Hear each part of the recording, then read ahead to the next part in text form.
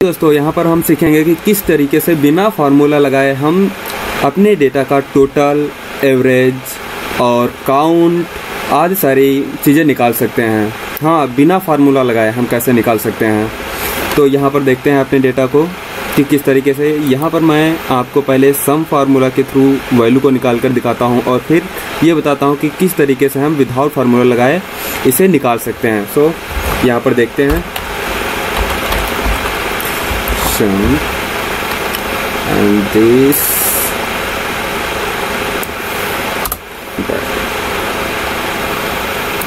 look, यहाँ पर मैं काउंट फार्मूला लगा रहा हूँ, count, so this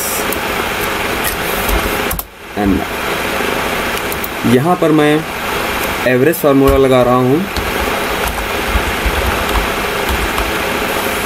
average and select range and close।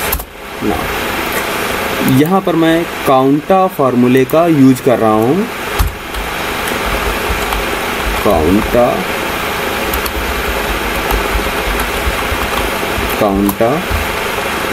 so this and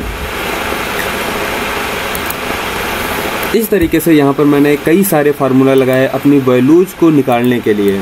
हम चाहते हैं कि बिना फार्मूला लगाए इन वैल्यूज को हम किस तरीके से निकाल सकते हैं या फिर हम ये पता कर सकते हैं। देखते हैं। तो सबसे पहले हम आते हैं अपने स्टेटस बार पे। एक्सेल के स्टेटस बार पर आकर यहीं पर माउस की राइट क्लिक करते हैं।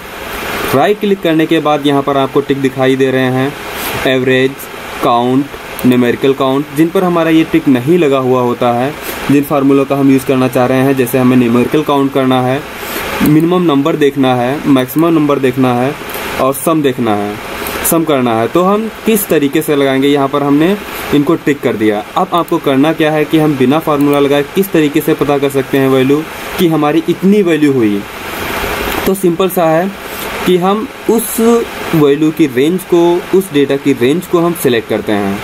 देखते हैं, यहाँ पर हमने डेटा सिलेक्ट किया। अब हमें इसका ये पता करना है कि हमें इसका सम कितना होगा, टोटल कितना होगा। तो टोटल इसका आप देख सकते हैं यहाँ पर स्टेटस बार में ये आपका बता रहा है, ये आपका टोटल है इसका। और इसका एवरेज कितना होगा, एवरेज आपको ये दिखा रहा है।